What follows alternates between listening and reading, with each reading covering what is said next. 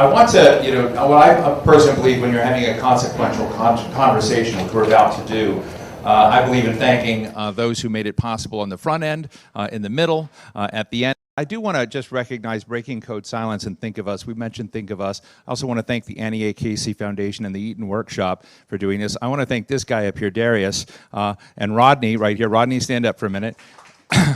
Our American Sign Language interpreters, thank you so much for being here. And I want to welcome now our virtual audience and just welcome all of you, those who are in the room and those who are now watching online, as we hear very important lived experience voices from very many different dimensions of the troubled teen industry. And we're going to have up here on stage, I'm Steve Clemons, editor-at-large of The Hill, by the way, and I'd like to invite to the stage Paris Hilton. Paris, of course, is an entrepreneur, activist, and a survivor. She's a writer. She's been thinking deeply. We've just watched, for those of you who are not with us, who are online, a film clip of This is Paris, and it is very powerful. So Paris, why don't you just join us right here in that seat right here? And then we have Sixto Castle. Sixto is a welfare system survivor. He's the founder and CEO of Think of Us. He and his team produced this very compelling book, Away from Home, Youth Experiences of Institutional Placements in Foster Care. If you're online, they can get it, right? If they're online, Sixto, get it, read it, it's extraordinary. 78 young people and their experiences. So we're gonna have a little conversation, and then in a short bit, I'm gonna invite some other survivors in this area. First of all, thank you both for doing this. Sharing this, and thank you for your Washington Post op-ed, which ran, I think, 2 days ago, and it opened the eyes of many people in this town who didn't know this. And I'm going to start out for a moment, Paris, and ask you this. I've learned therapeutic boarding schools, military-style boot camps, juvenile justice facilities, behavior management programs, conversion camps. We were just talking to Megan Smith, the former chief technology officer of the United States is here. And we were talking about conversion camps, which it looked like that was one of the places that may have been similar to where you were at. There is an industry, and I just want to ask you about that. Beyond your experience, you have these horrible experiences. How have you gone from that? And most people look at you as a powerful, beautiful, influential person. They don't understand the pain and trauma you went to, but how is that bridged to what you're calling an industry? The troubled teen industry is a huge industry. It's a multi-billion-dollar industry, and there are thousands of schools, and they name themselves therapeutic boarding schools, but it's the exact opposite. There's wilderness camps. I attended 4 of these places, as you saw in the film, because I was just so terrified at all these places, and they were like cults, and the people who work at these places were abusive on a daily basis, verbally, mentally, psychologically, physically, and with a lot of my peers, even sexually. And just to be a child in that environment was terrifying. And it was so terrifying that I didn't even, when I got out of there, I didn't even want to think about it. I didn't want to talk about it. And that's why I kept it in for so many years. For over 2 decades, I didn't tell anyone the story because I just didn't even want to think that it was real. But, I'm so grateful to have done this film and to have told my story, because it's been the most healing experience of my life. And now to be making such a difference and helping others, well, before I jump very gratifying. Before I jump to Sixto and bring in your experience with a broader array of things, it does occur to me that what you showed and you talked about in the piece that you wrote for the Washington Post, that your parent, the facilities of the congregate care facilities at the U.S. border, when you look at just broadly throughout this network, we have a lot of people without resources, without powerful networks that are this. Can you talk to us about that shared experience?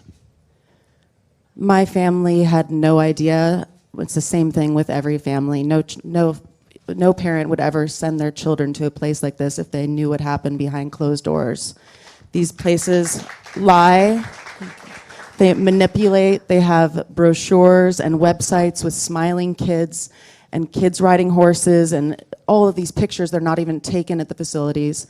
They're conning and scamming families And I've spoken to a lot of families where they've had to put mortgages on their home. They've lost everything because they've put everything into these schools, and all they do is lie. And my parents are heartbroken. They're in shock. They're outraged, and they can't believe that there's people in the world that would lie and do this to children. So my mother is actually here with me in Washington, D.C., here to support, and she's been a huge support to the whole community. And she is like the voice of all the other parents, because this industry is torn apart way too many families. Sixto, you become kind of the hub for this discussion in Washington, D.C., the troubled teen industry, the abuse that has gone on. And as I was just reading about your own experience with your brother, and we're going to have 3 other folks join us in a few minutes up here to share their lived experiences.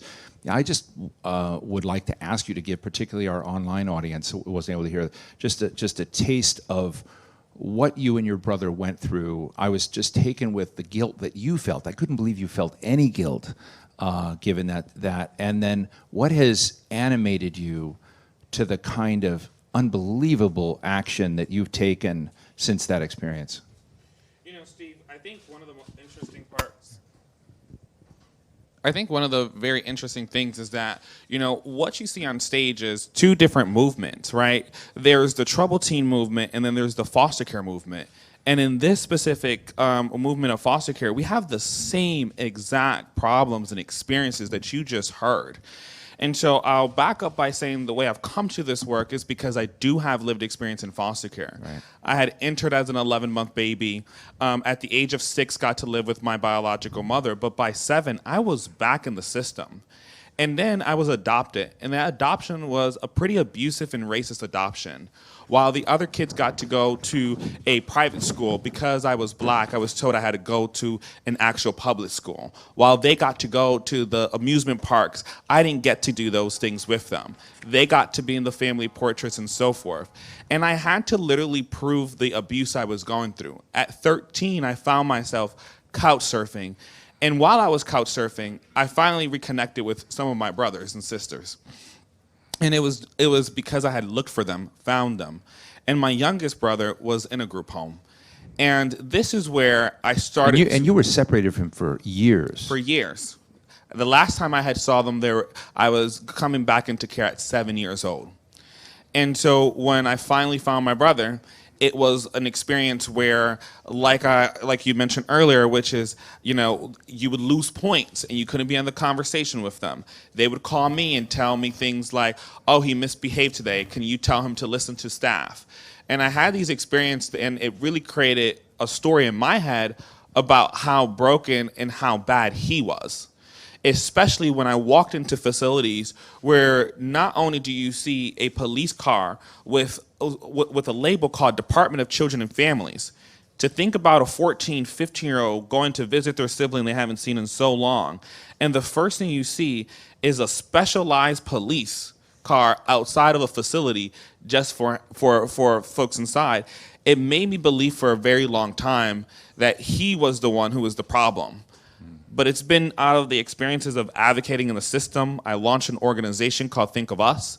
I've heard the stories of so many young people, and those specific stories really shed light. When I started this journey just 1 year ago, I came into this thinking that some young people might need to be in facilities. Mm-hmm. And after talking to 78 young people in our report Away from Home, after really understanding how untreated trauma manifests itself, right, that's what changed me. There are over 120,000 people in congregate care, as I understand, more than that number, but that's a number that many use. I'm just interested. I'm going to ask Paris in a second. But what are the rules? What's the scaffolding? What's the, what are the, curtains and the stage of that experience? I mean, are there rules for that industry, or is it completely inconsistent across the board? What's the oversight? I mean, tell us the real picture there, because I want to put on the table that you're advocating for rules, you're advocating for standards, you're advocating for a frame and legislation. So I'd like to know what's there today, if anything. Yeah, I'll back up by saying in the foster care system, 53% of all black families will experience a child abuse investigation. 8 million children a year are involved in a child abuse investigation. 85% of those actual claims are dismissed. So not only do we surveil black families more, but then we bring more black children in. And when the government brings them in, there's a big problem. Because there might be a shortage or a perceived shortage of foster homes in a state, then they're overutilizing facilities. So what you just heard was not a diagnosis, which is why we're taking this teenager and putting them in a facility. It's because the system has actually failed to have enough licensed home in some states. The system has failed to ask young people, is there a family member, a teacher, a church member that you can go live with? Let's get that home license and let's have you live there. When the system fails, then young people have to come in. And what we see is that once young people are there, once young people are in the system, are in these group homes, sometimes they don't leave until they age out. I want to tell our audience that in Washington, D.C., and I'm sorry this is going to sound wonky to our online audience, but the Washington, D.C., if you want to change something, you have to have studies. You have to have reports. You have to have analysis. You have to have GAO reports. That's the Government Accountability Office. Wrote a report in 2008, and this was in Paris's op-ed, and it was called Residential Programs, Selected Cases of Death, Abuse, and Deceptive Marketing. Sounds like a very powerful report. And I have not read this report, but what I do know is very little happened afterward. And I want to ask Paris, from her piece that she wrote, tell us about the story of Cornelius Frederick from Kalamazoo, Michigan. Only one of the mics is working. That was a just heartbreaking story. Cornelius Fredericks, he was in the cafeteria and was restrained by 12 staff members, or 7 staff members for 12 minutes, and he died because of that, all because he threw a sandwich. It's just, and when you watch the video of it, it's just heartbreaking to see that everyone in the room is so used to this restraining and this abuse, and it's a constant thing that happens daily. I would see it happen maybe 10 or 15 times a day, where staff are not even trained properly and they are getting on top of a child. And it happens far too often. And if we had something to protect the children, where they had a Bill of Rights, Cornelius Fredericks would be alive today. Well, I want to expand the conversation here with that sobering story, and I appreciate it. I'm going to bring to the stage our friends Carolyn Cole. Carolyn, hopefully they're here. Carolyn Cole. I have Carolyn Cole. Carolyn is the Congregate. She is a Congregate care survivor. She's the director of government relations for the survivor-led nonprofit Breaking Code Silence, which of course is helping to support today's program. Carolyn, thank you so much. Alan Datcher is executive director of the Los Angeles County Youth Commission, the country's largest child welfare system. He and I were just trading Los Angeles stories. Elaine, it's great to see you. And we have Bobby Taylor. Bobby is a nonprofit consultant specializing in the child welfare sector and lived experience engagement. And there are other of you out here, and I just want to capture one thing for a quick moment. Many of you know each other. You've been in the same systems together. And Elaine, you two, Sixto, and you were in the same system together. Can you just comment on the circles that you continually met each other, some of you, in this system, and that in a way that you see that there's a close-knit group of young people across the country who have experienced these systems, who are courageously speaking out, right, and who want to make a difference, who want to make a change. And Bobby, you were also telling me that you were in the system with some of the folks here tonight, I think, or with Alan. Yeah, I think it is about the proximity to lived experience. So I was actually in juvenile justice and foster care, but right, actually centered in Nebraska, not really in Connecticut or in LA, right? So I think our experience just connects us very deeply because we can relate to one another. Well, let me ask you, because I think there are a lot of people online that are trying to understand, to have a bridge to that experience, and I'd just love to hear your stories in a sense. And I guess the challenge in anything like this when we're on stage is trying to help people understand what regularly happens. Not the boutique story, but what was the routine of the trauma, the routine of the horror, and as Paris Hilton described, the hell that she was in. and and we're going to get to the decision, the question of what we do to change it. But I just love people to understand the practiced, routine, routinized dimensions of this kind of trauma deployed against so many young people. Bobby? Yeah, so I actually entered care through juvenile justice, right? And my primary offense to get into juvenile justice was not going to school. And so that was at the age of 12. And from 12 to 19, I would go from placement to placement to placement. And they even tried to send me home a few times, but they found out that they were actually sending me home to my abuser. And so from that point forward, I was considered a foster youth, but I never went home and I never went to a foster placement. And so, at 17, there was a point where I was just so tired of, being deprived of my freedom and deprived of normalcy that I would run away. And, when I ran away from the highest level of care in Nebraska, I was arrested 6 months later and actually taken to the county jail. And for 7 months, I lived in the county jail, and there was not one aspect of that facility that I had not already experienced through juvenile justice or foster care or any of the congregate placements that I had been in. And so, it's just really telling, and it's really ironic that the very system that they're trying to prevent us from going into is actually the system that they're conditioning us for since the first day that we enter care. Thank you. The day-to-day, if you've ever seen what are those shows called where it's Scared Straight, right? And you walk in and it's a brick floor and it's brick walls and they're jail cells and they're talking to prisoners and they have like these correction officers that are running the facilities. Those are some of the same experiences that youth experience while they're in some of these placements. And so they really are carceral and they really are like jail. Carolyn, I'd like to jump to you as well and have you share again, highlighting if you can, because I know you're all now. What's so amazing to me is that all of you are trying to change this. And let me just say, I guess I can say this. You're all really young, and you're all really pissed off, right? But I think it's very, very, it's amazing, but, we're going to get to the story of what did it take for you to be heard. Part of that process is tonight. But Caroline, if you can share this, because I want, again, to kind of go in where we're talking about refugees at the border, people coming into this country. Congregate care is a big tent, right?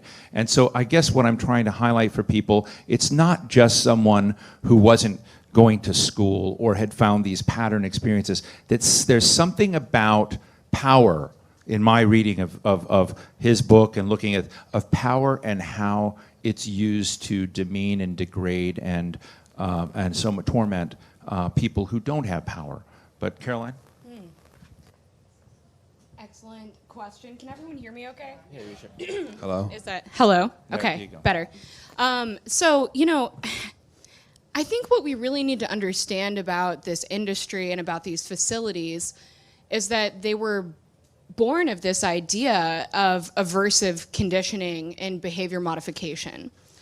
And so that has really strong roots in conversion therapy and electroshock, right? And so back in the 60s and 70s, there were a lot of experiments going on where they were hooking children up to electrodes. Right. And, almost like you imagine a dog with a shock collar, right? You do something bad, you're going to get shocked. And so the entire treatment model of these facilities is based off of we are going to make this as painful and as grueling and as miserable for you as possible. And so, being in a facility, I was in a facility for 2.5 years, you would see new staff members come in and you would see them go through this transformation. They initially come in and they treat you like a human. And they look at you in the eyes and they talk to you with kindness. And then over the course of a month or two, slowly they're taught and groomed by other staff and upper management to not do that, or they would be fired, right? And so they have to be cold, they have to be harsh, they have to be inhuman to us. And that is the treatment. The abuse is the treatment. The abuse is the treatment.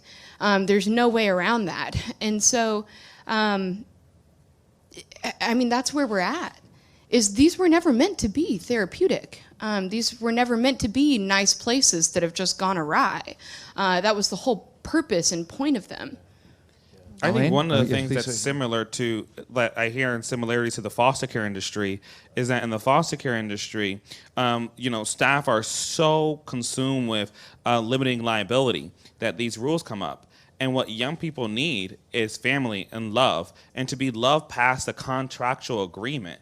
And so for so many teenagers in foster care,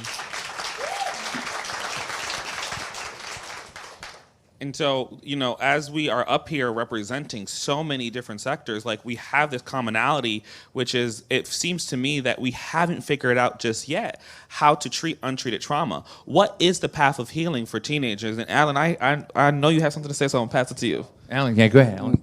No. I mean, just on the heels of that, I do want to say that in this conversation, it's also important when we talk about trauma to center the families that, especially for Paris's mom and dad and my parents, right, who struggled with substance abuse, and myself and my siblings were removed from their home. We got to center them in this conversation, because that was also traumatic for our parents, right? And so we have to, address the myth of, well, if they're, bad kids, bad parents, this is the only way, right? The myth of, well, we have to institutionalize kids who are abused or neglected or unwanted. And I think that this sheds light on what society has allowed to happen, right? We've literally allowed young people to fend for themselves in these systems, out of sight, out of mind. Policymakers, right? You talked about that report from the GAO several years ago. What has happened to young people? And I think we're representing that up here. Can you share with us a little of your story that happened, what got you into this industry, what you experienced to the degree you're comfortable? Yeah. So, as I mentioned, both of my parents struggled with substance abuse. I entered the foster care system at age 11, almost 12. And I remember the evening, similar to Sixto's point, it was both police and social workers together coming to remove myself and my siblings from our parents' home. At the time, my mother was in prison. And so my dad was our primary caregiver. And again, he struggled with substance abuse. And the first just days of going to a facility called McLaren Hall, which is, if you're on the West Coast or Los Angeles County, this facility. It was widespread for abuse and neglect of children, even as a facility to serve abused and neglected children.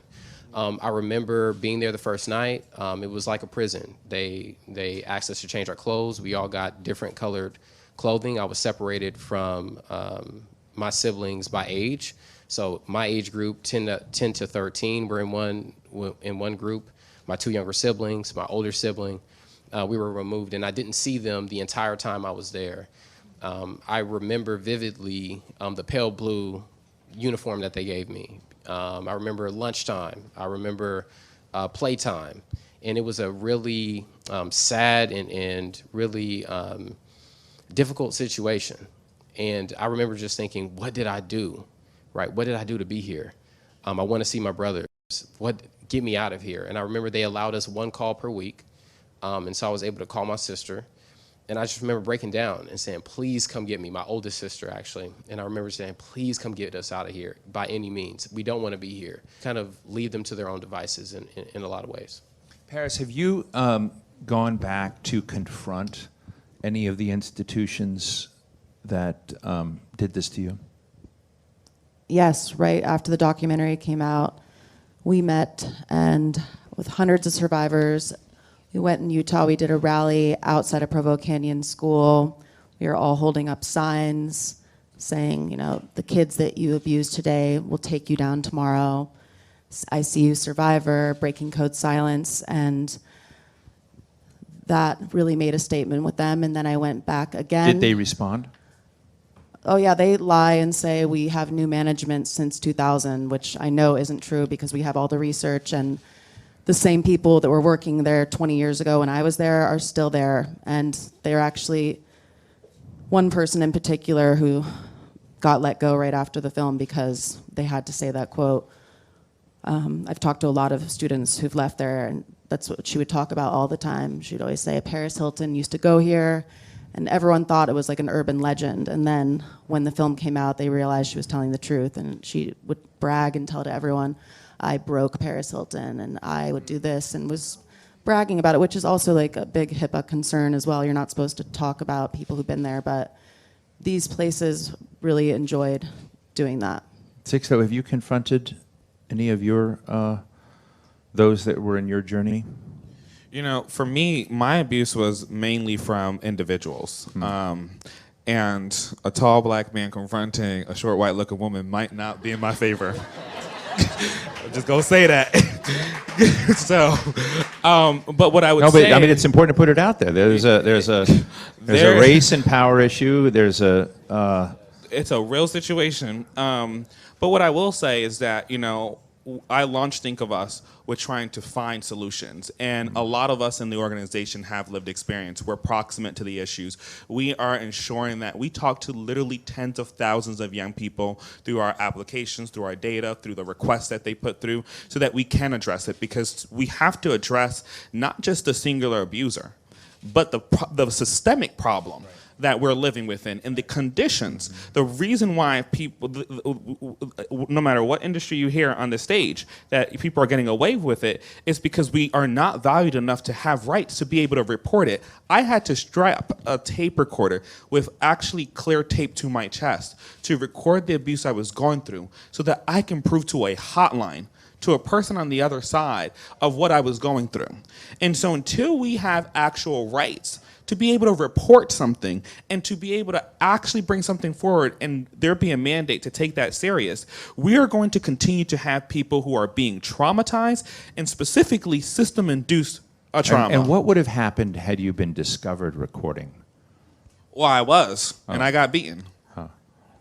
Caroline, I'd just love to find out if you, because all of you have found your way on this journey into doing, you know, very bold and big things now. You have responsibilities as advisors, but you have government responsibilities now. I'm just interested in how you turned from your experience and finally getting someone to hear what you did and turning that into turning the tables. Caroline? So for myself, it took a number of years. And actually, after I left the facility that I was at, and I had completed their program, I had graduated after 29 months of being there, and I, within 6 months, experienced homelessness for the first time out of twice in my life. I then went through 7 years of addiction and almost lost my life many times. I experienced domestic violence, because in these kinds of facilities, that's what they train you to endure. And so it was not a clear-cut path of me just waking up one day realizing, I want to fight against the injustices that I experienced, right? Like, that wasn't it. In fact, it took compounded trauma. Who I knew had also been involved in Los Angeles. And so about a week prior to me leaving McLaren Hall, you know, we got notice that we're heading out, and I'm ecstatic. I'm looking forward to it. I have a bunkmate, and so I let my bunkmate know, hey, man, I'm finally getting out of here. The court has said that my sister can be our guardian. She's going to take us in. And I remember him just looking me in my face. And again, I'm 11, 12 years old. And he said, well, that's good for you, Alan, but I'm never leaving this place. And immediately, even in my, you know, my happiness, as an 11-year-old, it just shook me. The level of despair that this young man had in that moment. And I just remember thinking, this can't happen. And I remember asking my sister, like, is there any possible way that you can add a person? And there was, and no. And so I think from there on, I remember his voice saying, I'm never leaving this place, and that despair, and saying, I have to do something with my life. I have to make my life and this experience matter in some way, shape, or form, because there's so many young people like that young man, like my bunkmate, that are still currently in these systems today. Bobby, I'd love to hear from you as well. And you know, as you consult in this sector, so you deal with a lot of different parties. You know, Alan is, you know, I think running probably a big bureaucracy in Los Angeles. We'll have to talk about that later. But I mean, you've got a lot of people under your care, but you have an official government role. But consulting is really interesting because you see lots of different squares and circles and design. You know, I'm just interested as somebody out there in the field on the front end, given your experience, what do your clients most need to hear to get this right? Oh, they need to hear the truth. And people with lived experience need to be loud. And we don't have time to be quiet because there's so many other young people that are currently in the system that are waiting for us to be the change that they are hoping for. We no longer have an opportunity to wish for someone else to come after us to make that change, right? And when I went to county jail and I realized that they had been conditioning me since the very first day at 12 years old, I knew that I would not let them forecast my future or tell me what I was going to do with my future. And so when I got out of the system, I was loud, and I got connected to community programs when poverty hit, and I realized I was going down these generational cycles. I found those programs. I was loud about how they treated me, and that led me to these relationships and more relationships where I would be in settings like this, being very, very loud. I remember, you know, staff from my previous group homes being in the crowd and me making direct eye contact and saying, you did this, and this is wrong on so many different levels and so many different reasons for so many different people. And I was able to confront them, but you know, I haven't made the drive out to, you know, the wilderness places that I've been to or the county jails. But I was able to confront some of the people that were in the group homes and in charge of my care. Well, thank you for that. You know, I want to come back to 6 No to Paris for a minute, but I'm going to read something here. Because part of tonight and part of your editorial op-ed that you wrote was to raise profile of what is happening in the congregate care industry, the troubled teen industry, but also to look at some things that can be done in this town. The Accountability for Congregate Care Act of 2021, I think Congressman Ro Khanna, he may be here, but I know he's going to be here tonight, but Congressman Khanna has been involved. Ro, if you're out there, he's a good friend of mine. I haven't seen him yet, but I'm also sight challenged in the back. So if you're back there, wave, take credit. But also a Youth in Congregate Care Bill of Rights. And I just want to read a few of these. But it says, you know, those in congregate care should have the right to physical well-being, including to be free from abuse and neglect, including all forms of physical, psychological, and sexual abuse, neglect, exploitation, financial exploitation, excessive medication, the right to be free from institutional abuse and neglect. That's just part one. I mean, the crimes that are in this are pretty extraordinary. To be free from aversive behavioral interventions, the freedom from physical, mechanical, and chemical restraint or seclusion. I'm just thinking about that 11-year-old boy that you were just talking about, your 8-year-old brother.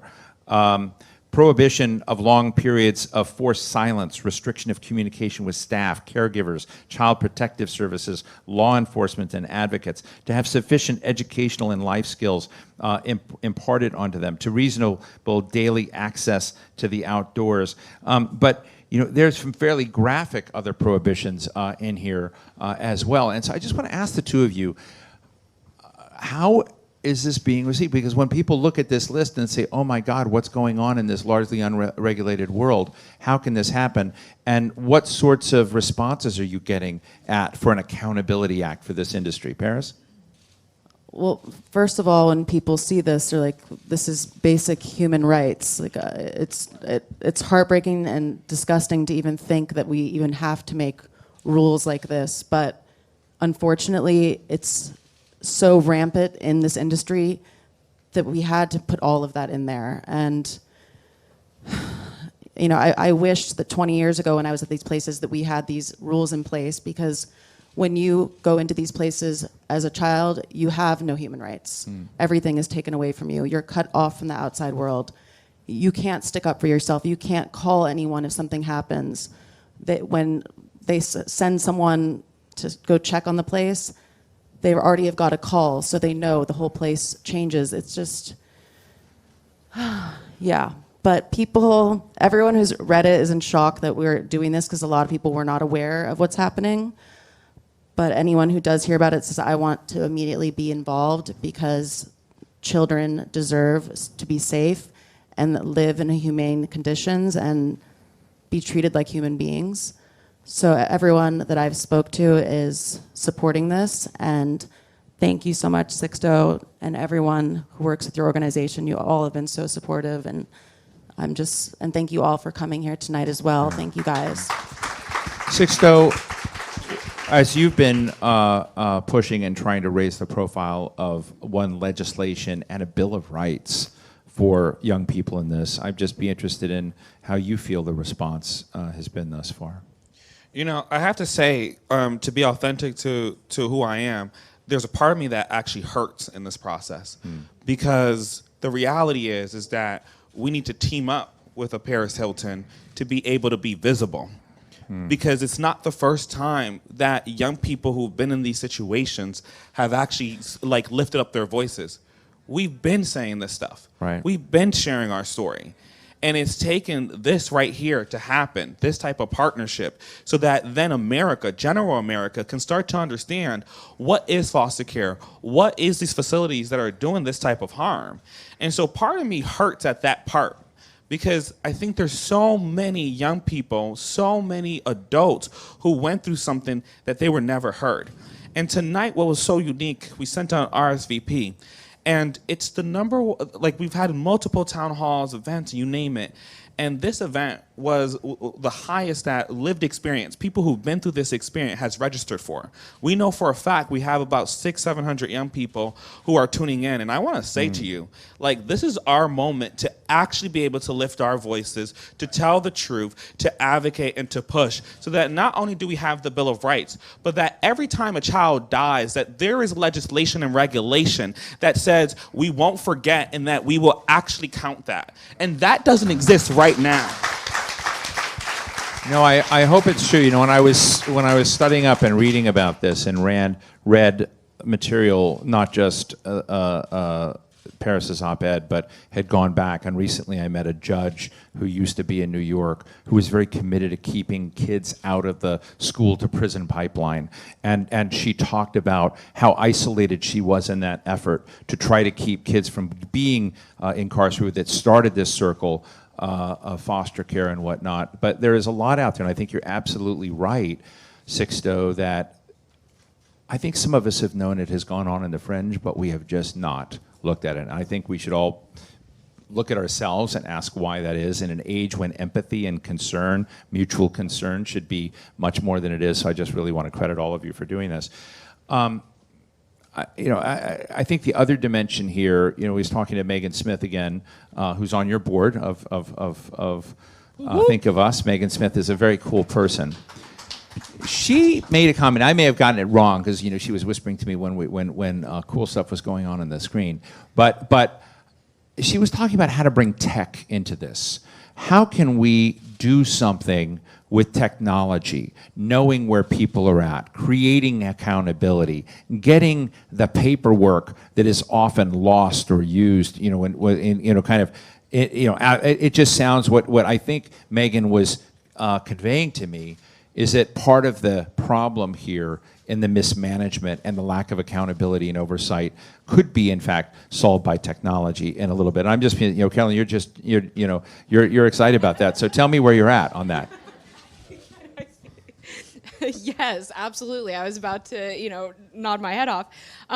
Yes. So one of the things that our organization has seen is that states are not tracking placements. They are not tracking incidents of abuse. And so that comes down to almost the individual caseworker, the individual social worker.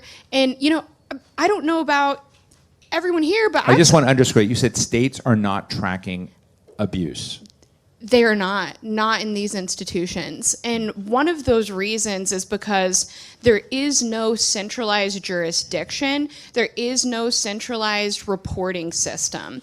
And so when you have a child, let's say if they're able to make a report, which oftentimes they don't even have access to a telephone, right? They don't have access to the outside world, but let's say that child does, and they are able to make that report and say, during a physical restraint, my arm was broken, or, I'm being over-medicated, someone please help me, I can't advocate for myself. That report can go to one of many different places.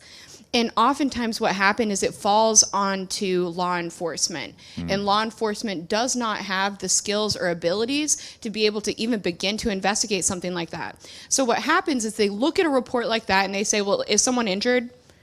No. Okay. Case closed. Or a child reports being physically abused and they say, oh, you know what? There were no cameras in that room. Strange. Unsubstantiated. And it's forgotten. Right? And so because we have so many of these different avenues and no centralized place, leading back to this idea of technology being the solution, it really could be as simple as that. Right? And so what's happening in these facilities is that we're going off of the honor system. We're asking the facilities, are you taking care of these kids? And what are they saying? They're like, sure. Oh, yeah. We're doing a great job. We're doing a great job. We're one of the best. Yeah. We're not one of the bad guys, right? Those people out there are the bad guys. We're the good guys. We're doing it right. And that's the story every single time. But what happens when a child dies? What happens when a child dies and we look and we say, oh, they were actually trained, right? It's not working. Yeah. Alan? Well, I think, our process in LA is a little further upstream. I think, yes, technology is the tools and the resources, right? But we got to start with the people. Right? The social workers, our attorneys, our judges, and ensure that at least we're all starting from a common place on what is child abuse, right? What is neglect?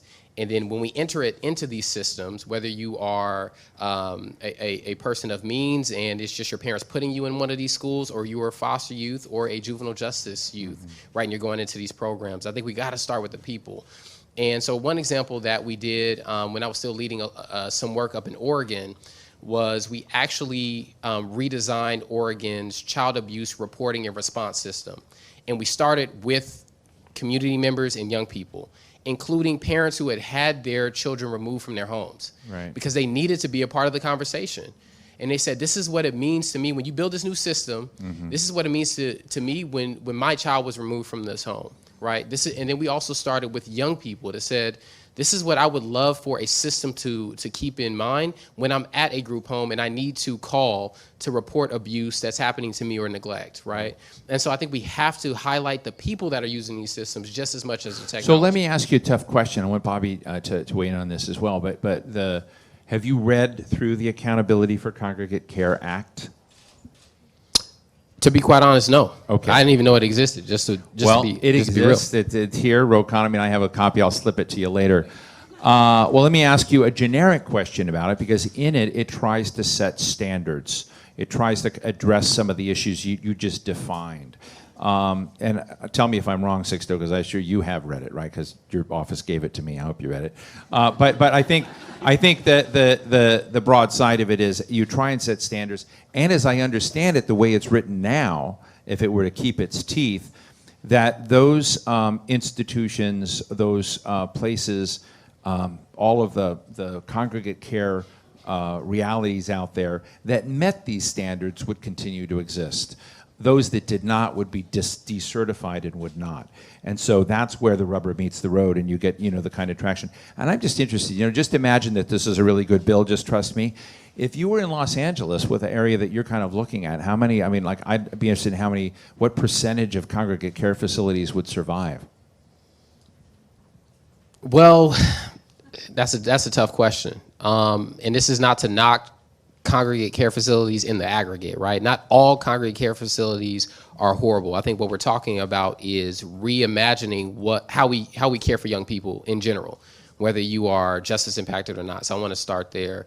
I think we have a federal law already in place that is actually doing some of that, and that's the Family First and Prevention Services Act, right? So that's actually setting those standards. Right. So I think that's much more important, and I couldn't tell you what the percentage of, but I could tell you that a lot of these facilities have power, have influence, have the ability to request that states delay the implementation of this law, and it's happening as we speak. And I'm sure we have several folks in the crowd that can attest to that. And what I would say, though, when it comes down to family first, though, is that I don't want something to get very confused here, which is that children belong in family.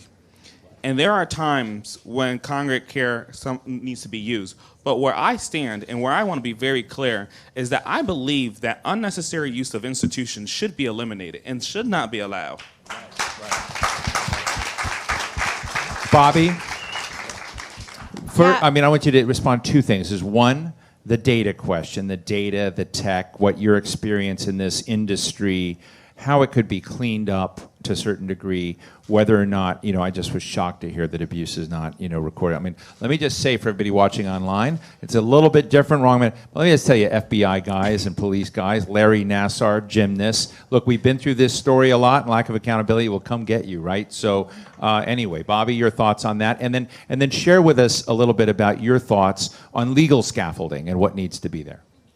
Well, I'll start with the legal scaffolding. I think that if it is not created with lived experience at the table, and if it is not created with the voices who have been impacted, then you can definitely go in the wrong direction unintentionally. And so without those voices to help guide that and what it should look like and what the actual outcome should be, I think unintentionally it could go the wrong way.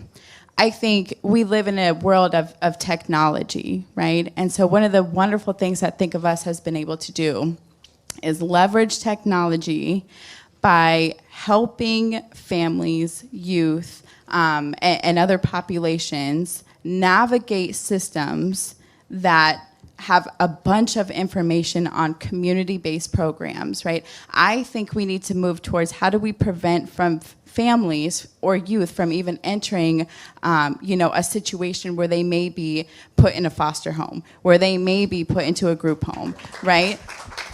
And when you leverage technology to help families navigate it, because it's hard. There's thousands of different programs that are available, right? There's thousands of them. And when you call 10 different places and you don't get the answers you need, people give up and they continue to go through the same thing because they don't get the help that they need. But when you have someone helping you navigate through it and getting you directly to it, it makes a world of difference. It really does, and it changes the whole trajectory of where you could have been. And so when you do that with technology, I think that makes the world of difference. Let me just, as we're in the final stretch here, Sixto, I want you to, and all of you in a moment, but Sixto, I want you to paint a picture for us. I can tell you're a conceptual person. You're an architect of, the future of what you want. I want to know what the world looks like without these institutions. What do you have instead of these institutions? How does the system, because I think to succeed, I'm going to be honest as a somewhat cynical journalist on a lot of things, to win this side, you're going to have to paint another picture. I often tell people in the policy space, when I was running think tanks and whatnot, your job is to come in and embarrass the bad decisions of government. That's kind of easy. The hard part is putting a better idea on the table. So what's the better idea, the better concept than these institutional horrors that we're hearing about today? I'll start with accountability. Cornelius Frederick was murdered. That is what happened. And the verdict just came out about a week ago or so. And one of the people involved has to pay a fine of $1,000. And to me, that's how much. He threw a sandwich. He threw a sandwich. He was restrained for 12 minutes. And to me, when I look at that black boy, to me it's like, is that what his life was worth, $1,000 fine? So for me, first is accountability.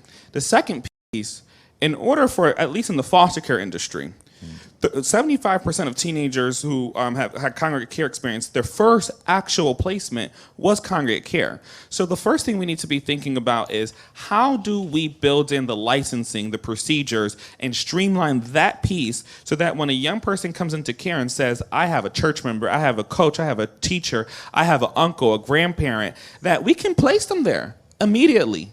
that we can do that piece. So I want to paint a picture where we're not just placing children with strangers, but that we are leveraging their family and the people that they know. That's number one. Number two, it's that when we do have to place young people with strangers, because there are wonderful strangers who have taken me in and have provided a home for me at certain points on my journey, right? That then we ensure that when there is unhealed trauma that is happening, that may have me talk back, because I used to talk back a lot, that there be some in-home services. You don't gotta ship me away to get me some support. Right? And the 6 to 9 months to get access to mental health, to get the coaching, right, is not there. And so if we can go ahead and streamline the systems, processes, which is being done, right, so that we can be placed with families, so that we can get the supports in home, I want to see that. I want to lift up an example. Uplift Family Services was a congregate care setting in the Bay Area. And what they did was they actually reworked their model so that when they would literally have five paid people show up to your house every day. I don't know how these people do it. But they have 5 people show up to your house and provide that type of support and intervention day long. And there are times when a facility needs to be used, but no child stays there more than 23 hours and 59 minutes. You stabilize, you go to the unit, you get placed back at home, and we're gonna send 5 people to your house, and we're going to keep this family together. And so we know that it is possible. Can I just ask before I jump to Paris, how's your brother? Unfortunately, my brother right now is incarcerated. When he left the group home, at 18, he was quickly pushed out into a low-level group home because they said he didn't qualify for where he was at anymore because there was no charge for the place that he was actually staying. And when he left, he got arrested for stealing a honey bun and steaks. That's what we're doing to young people. We keep them in facilities. They turn 18 or 21. They age out. And unfortunately, survival sometimes puts you in a very tough situation. I just want to tell our audience that America has, in terms of the world prison population, 25% of the world prison population in the United States, and we have 5% of the population in the globe. It's just something to think about. Paris, I'd like to ask you the same thing, to paint a picture for us of what you would like to see as an alternative. I want you to go see President Biden. There's this picture once, this wrong metaphor, but you use what you can get, where Elvis Presley met Richard Nixon. Kanye West meets President Trump. I'm sure you're going to get in one day. Wrong metaphor. I know, yeah. Wrong metaphor. I got it. But my bigger point that I'm trying to failingly make is, you may be, to come back to Sixto's point, you actually have the ability to get into the Oval Office with the President of the United States and paint a picture. And I have to tell you, this town is very reactive. It'll say, we don't want to have, institutions along. They'll say, we don't want to have that. We want to fix this. But I have to tell you, until somebody paints a picture of the alternative, you'll never win. So, I'm interested is when you have that moment, maybe it's a little early, but I'd love to hear what picture you'd like to paint of the alternative to these stories we've been talking. Well, I agree with Sixto that I think that if there is another family member the children can go to, that's what should happen instead of being put with strangers who are going to abuse them and separate brothers and sisters. I can't imagine going somewhere and not being able to see my brother and sister and to be abused on top of that. But in some cases, some children might not have family, and there needs to be some places, but not these type of places. Right now, they are getting away with it because there is no transparency, there's no accountability, nobody's writing down anything. It's just all hidden. People are acting like they don't know what's happening when they do, because there's a lot of money involved and people are greedy. So I know there are kind and good people in the world, so I wish that there could be where they would hire nice, kind people and not predators and pedophiles and horrible people who are going to abuse children. And I think that even if there was someone who's maybe would have thought of doing something bad, if they knew that they were going to be held accountable for their actions, and they knew that the child could report and tell on them, and everything that's in the Accountability for Congregate Care Act, and children had human rights and could actually say something to their family, say something to someone, that the people who worked these places would be terrified to do anything. Because right now, they're getting away with it. If a kid is troubled, they're considered liars, they're manipulators. That's what they want people to think. When some of these kids have never even done a bad thing in their life. Maybe their parents did drugs, and because of that, they're now sent somewhere and being abused. And by the way, they're kids. Kids there's kids that are 8 years old being sent to these places. And I just want to note that in the Bill of Rights, there is a line about, the ability to report mistreatment anonymously without fear of reprisal. Guess what? We have that ability, folks. It is not hard to do that. I'd like to hear what would be in your picture, Caroline. So I really wanted to speak on this, so thank you for giving me that opportunity. But really what we are wanting to accomplish with this bill is to create that foundational understanding that this is abuse, because as long as we're calling it treatment, we're going to keep sending kids there, right? So the ultimate goal is to reduce the overall usage, because we know that this is inherently abuse. So when we talk about painting that picture of a world without congregate care, states are paying upwards of $16,000 a month to place one child in a congregate care facility. Now, can you imagine if we took that $16,000 and we uplifted a family?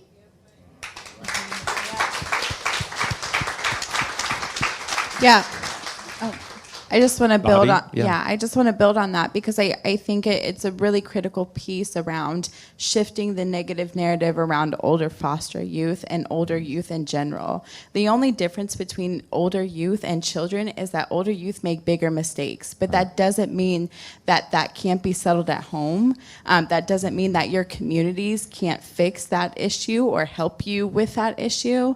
But unfortunately, I think general America, and they just have this terrible narrative around older youth. I've been in stores where they're like, oh, foster youth, they're an issue, and they're worse, and it's not like that. So I think what we could walk away from with today is starting to shift our negative narratives around foster youth and encouraging other people to shift those narratives, because youth don't deserve this. Youth deserve unconditional love. Alan, thank you so much.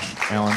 Yeah, just very quickly, we're actually building that vision in Los Angeles. So as you mentioned earlier, I lead an initiative called the Los Angeles County Youth Commission, and it's made up of 15 young people who all have experience in the juvenile justice and the child welfare system.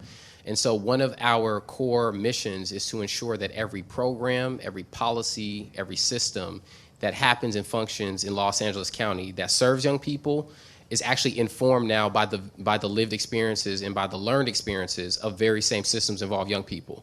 And so they are 15 young people who are now driving and driving accountability for county departments and having conversations that have never taken place. So imagine, one of the conversations we just had last week was, how can we engage the county coroner's office to ensure that when there is a child fatality, there is a concise process where if this is a homeless or a runaway teen with no familial connections, that we do everything we can to find that young person before calling them Jane Doe or John Doe, right? And so these young people are already driving ideas that'll eventually drive policy, that'll eventually change the narrative, as Bobby mentioned, and the culture. It starts with our young people. We have to center them in this change. We can't continue to talk about systems change for young people. We have to include them in this, or we'll be in the same cycle for the next 5 or 10 or 15 years. Just as we wrap up, I want to give Sixto and Paris an opportunity to talk to the people online. And I guess the interesting challenge, because I know a lot of the folks in this room, and I would say some of the people in this room are very exposed to this subject. Hello. Others are new to the subject, and I think everyone that listened to the story, that saw Paris's film clip, that heard from each and every one of you, says, okay, what can I do? And that what can I do is hard because it's such a big problem and big challenge. But I just love, Sixto, you to tell not only the folks in this room, but those watching online, if they did want to do something to carry this further, give them some counsel. Yeah, one of the things that I'm just so deeply inspired by is by Breaking Code Silent and the online movement of very empowering survivors of these experiences to go ahead and post about it, right? And to think before you post, but to be able to post and share their narrative there. I would also say in terms of the bill, right, that we're going to need support to get not just this bill, but there are other bills that are in play right now. There's a bill that's looking at how do we make sure that 100-bed facilities don't get more money from the federal government. Let's do something about that. There's also legislation here around young people having Bill of Rights. I want to say that that table's open and that we need our colleagues and from all different sides of the aisle to be able to innovate and to iterate that so that we can get that all the way past. And so want to keep those doors open so that we can make sure that we actually get something all the way through. Right now, there is a big movement to literally eliminate unnecessary use of institutional placement. And what we are going to need is for people to care, to people to be able to pick up those phones, to be able to actually listen to us. When we were calling a lot of news outlets telling them that young people on October 1st were going to be homeless, young people who have experienced institutional placements, who didn't get reunited and adopted. We literally had people saying this is not a story until it happens. Why must we wait for tragedy to happen before people can care? I agree. Before I go to Paris to give her the last word, I'll tell you the one question I have for all of you is, in the book, which I'm so impressed with, and I want to talk to the women who helped put it together. Raise your hand again because it's so impressive. But the 78 people. I just wonder because I think that your stories, sharing your real lived experiences, is so important. Is there a safe place for anonymously? For other folks that have their lived experiences to share them in the internet, in your websites? Is there a place where that is possible? So the team is about to hate me because they hate when I go off the cuff.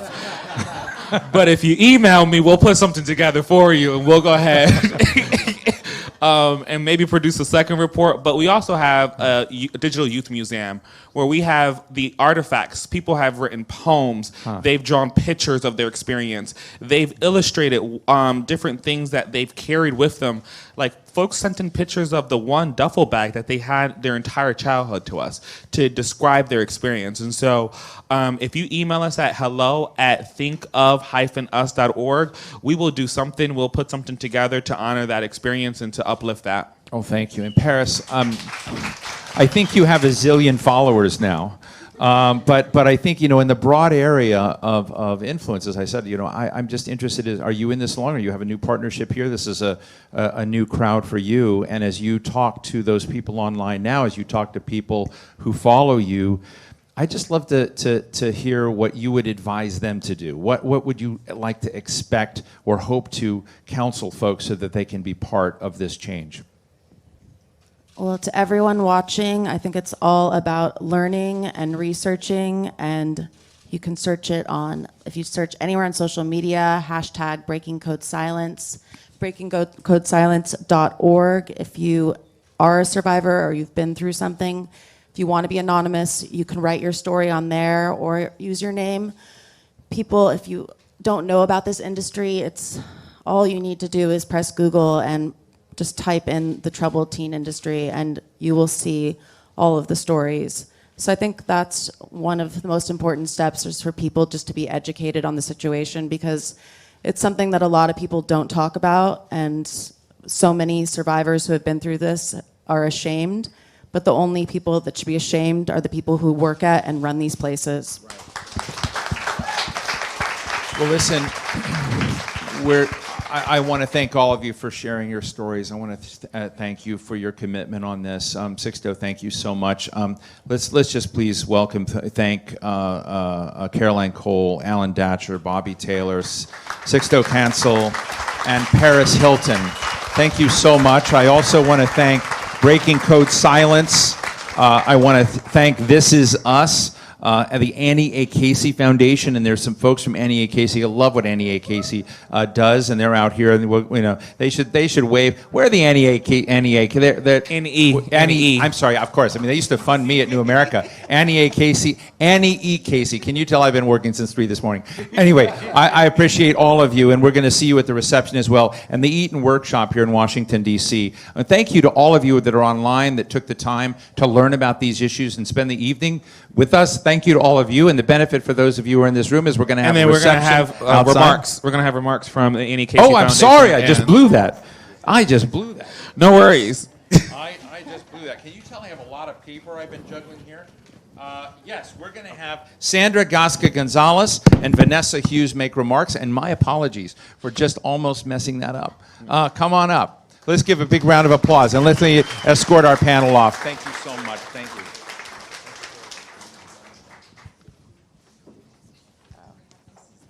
Great, I've got lots of mics now.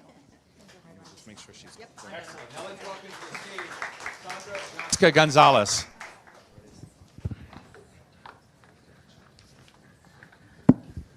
And my apologies. I hope you forgive me. Here we go. Here's the microphone for you. Okay.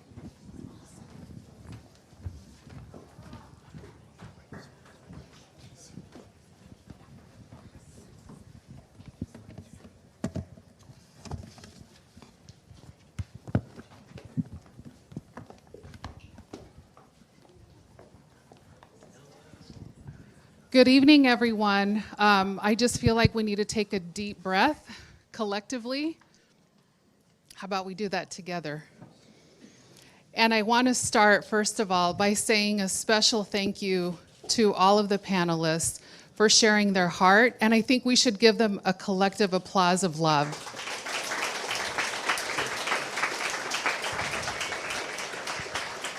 I also know what goes into trying to have an event such as this, and I want to thank Sixto Cancel and his team who supports him, and Paris Hilton and her team who support her, because without them, we know this couldn't happen. And this is such an important cause, so let's thank them as well for all the work they've done. I am Sandra Gasca-Gonzalez, and I am a vice president at the Annie E. Casey Foundation, and we are a national foundation that focuses on building brighter futures for children, youth, and families across the country.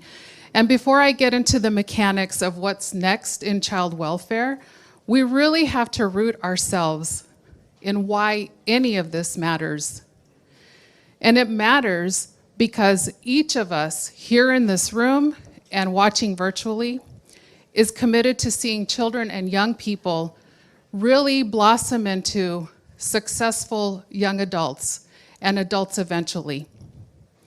You know, throughout the COVID-19 pandemic, what do we always hear? The words we always hear is, follow the science. Well, I'll tell you what, I've been following the science on child well-being, and the research is very clear, and we can see with our own eyes, and what we know is that children and young people do best when they grow up in families, when they have stability, love, and support, not facilities. And we have to understand that the answers in transforming child welfare won't strictly come from these buildings that house child protective services or the rooms filled with caseworkers. You, the community, actually have many of the answers and the power to build a movement that will bring a sharper focus to child and family well-being. And I just want to remind everybody that. We heard that tonight, and I just want to remind everybody that it exists. I am really proud to say that the Annie E. Casey Foundation, in partnership with our cousin foundation, Casey Family Programs, we have just launched an effort to eliminate the unnecessary use of group placements, and 22 states have committed to joining us on that journey. This bold journey requires a new way. Imagine if families could get the help they need earlier, closer to home, and without even involving the child welfare system. Imagine if communities found more ways to support one another through churches or mutual aid groups or non-punitive services. You heard a lot about punitive services today. Imagine if we stop confusing poverty with neglect. If we stop associating race with deficits, and we stop separating too many young people from their families. We know that institutions and systems are no replacements for families. Some might call this prevention. I just call it connecting the dots and bringing together all kinds of people like yourselves tonight who have a stake in the success of children and families with minimal intrusion into their lives.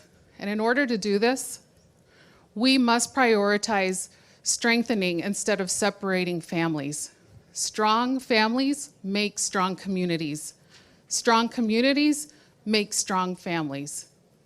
We must also work across the public, private, and philanthropy sectors to assist the jurisdictions in creating the conditions for thriving families and that so children can be free from harm. And we must also enable this work to be equally driven by the expertise of families, young people, and communities who often know best and do that in partnership with the public systems. Above all else, we must make sure we keep two things in our sights. We need to factor race equity in everything that we do. For young people, families, and communities, yeah, you can clap, amen. For young people, families, and communities to thrive, it is critical to build up each and every young person's strengths, resilience, and opportunities. And we are not talking about equitable access to inequity. Equity within a broken system isn't the answer.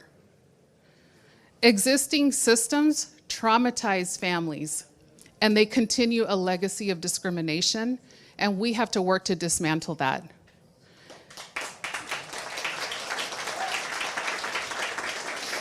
And just as importantly, we need to involve the young people and the families in designing the services and the resources. Learning early from the source is in everyone's interest. Young people, as you saw today, as you heard today, are extraordinary problem solvers, and they are the true experts in their lives, in their needs, and their aspirations. And we need to see them and we need to hear them. Thank you so much for letting me say a few words tonight and for being here.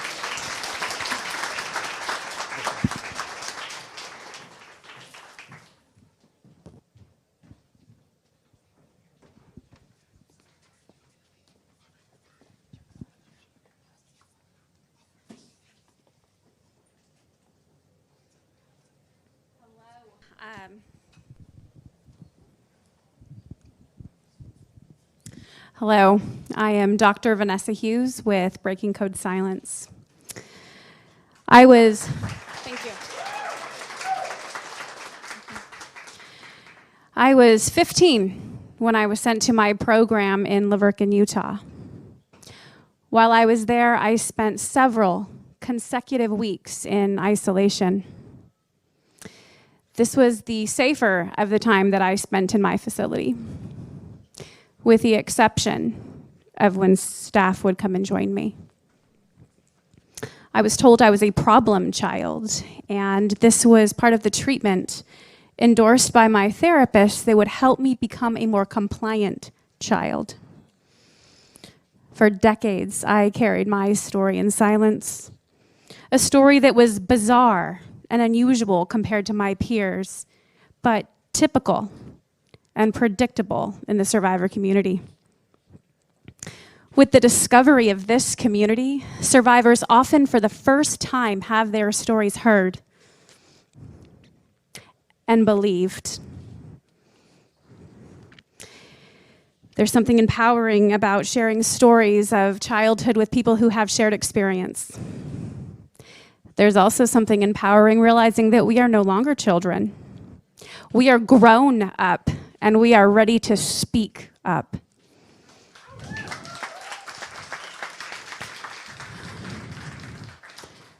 and we began to break code silence. Code silence is a term used to describe preventing a child from speaking, not just for a few moments or when it's socially appropriate at an event, but forced silence for weeks, months. No words, no eye contact, no touch. Breaking code silence is the collective refusal to continue to keep secret what we experienced. So we shared our stories on social media to reporters, on podcasts. We made documentaries, wrote books, and appeared in news interviews. But we didn't stop there. Our awareness division developed tools to assist survivors while sharing their story to ensure that we didn't cause more harm in our endeavor to prevent harm. We knew the abuse described needed to be reported. So we developed our advocacy division to help survivors report their experiences to the appropriate overseeing agencies. We extended our services to parents with youth in facilities. In so doing, we discovered a lack of oversight. We discovered disjointed and inadequate enforcement. We discovered policy gaps. We discovered multiple overseeing bodies, each lacking enforceable jurisdiction. We discovered youth trapped in treatment, sent by one parent without the consent of the other, the result of nebulous laws related to interstate jurisdiction and custody disputes.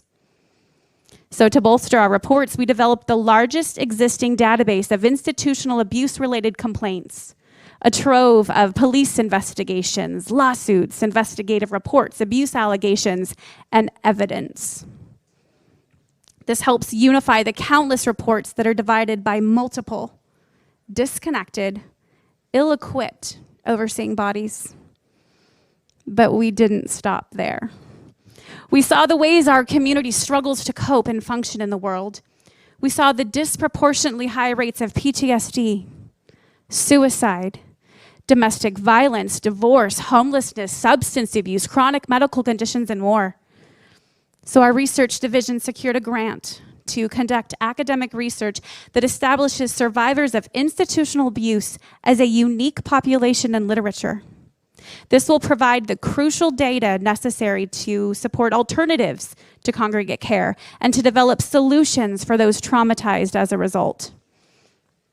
This also supports the application of a peer support model to bring tools to a population that desperately needs care, but is too afraid of the mental health field after experiencing abuse at the hands of therapists.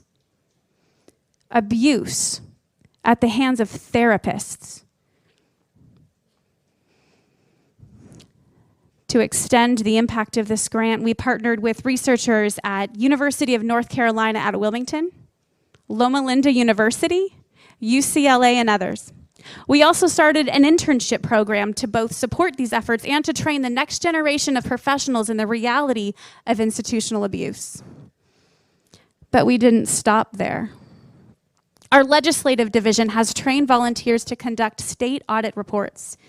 By tracking the outcomes of abuse and identifying the current gaps in our legislation, our team is able to partner with states and federal governing bodies to create and implement legislation that closes loopholes that allow for the continued abuse of children and the failures to hold abusers accountable. We led the effort to write the bill sponsored by Congressman Ro Khanna and Senator Jeff Merkley. A bill that calls for a culture of transparency to offer youth in congregate care protections from harm, to offer rights, fundamental rights, and access to effective, safe, and actual treatment. But we are not stopping here. Our survivor community is in need of treatment. Treatment that addresses not only the staggering rates of complex PTSD, but the neurodevelopmental impact of missing crucial milestones in adolescence, pervasive psychosocial deficits, and lifelong relational difficulties resulting from a failure to learn effective interpersonal skills. So we are creating a survivor-led, data-driven model of care for survivors of institutional abuse. Once we secure funding, we will launch a pilot program to bring relief to this community. But we're not stopping here either, because tonight, there are 200,000 institutionalized children in America. Troubled families and ill-equipped communities have a multi-billion-dollar problem. Clearly, help is needed. But we're not interested in what distinguishes a good facility from a bad facility. We are, however, interested in good care. Not antiquated theories of change or models rooted in asylums closed decades ago in favor of humane care that honors the dignity and rights of the patient. We are interested in evidence-based treatment. And data shows us that connection, attachment, and safe relationship are not only requisites for recovery, but the most basic, crucial needs for human development.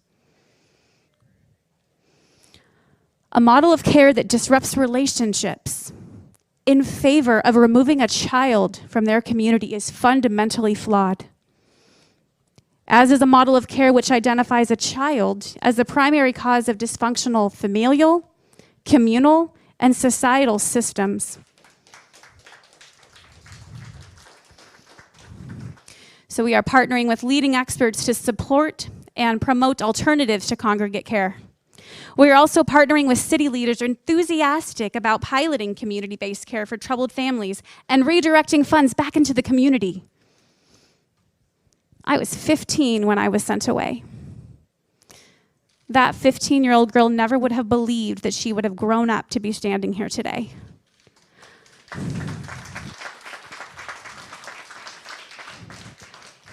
But I'm here, and we are here. And we are united. And whether we were placed through the education system, foster care, juvenile justice, or privately by parents, we all shared a unified message. And we reject the narrative that we were too unmanageable, too rebellious, unwanted, unable to learn, or any of the other messages that allowed us and others to believe that as children we ever deserved to be mistreated or abused. And we also reject the notion that this is only a story of survivors. This is not just a story of the millions who have suffered institutional abuse in America. This is America's story. This is a story that invites each of us to consider, what kind of nation will we be? Will we allow children to be scapegoated? Will we look the other way instead of closing loopholes that allow for institutions to abuse children and abusers to continue to move from facility to facility? We ask that you not let this stop here tonight. Join us. Support the Accountability for Congregate Care Act and ensure that it passes through Congress. Join us as we continue to build a coalition of change makers who value child welfare. Open doors to those who can offer guidance, help us connect and secure crucial funding that's necessary. Don't let this end here tonight. Share our story, our collective story, and together we will break code silence.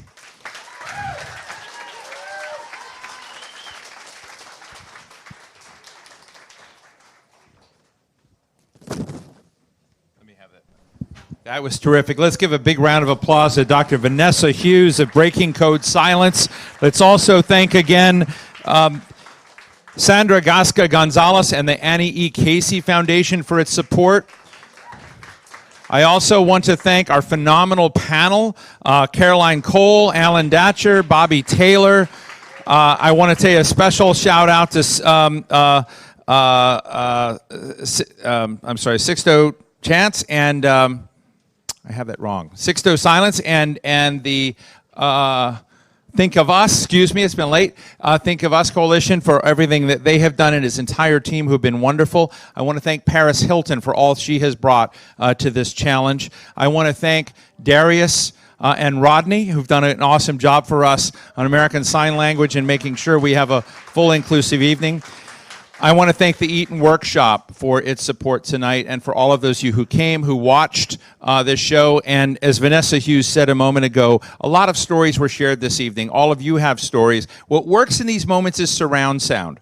Surround sound and echoing what you heard tonight, taking it, running with it, sharing. I think if Paris Hilton was up here, who's I'll call her the sharer-in-chief of experience up here, but all of us can be part of that process. So I want to thank you all, encourage you all to be part of this journey as well, and thank you all, and I hope you have a very, very good evening, particularly those of you online. Thank you for joining us.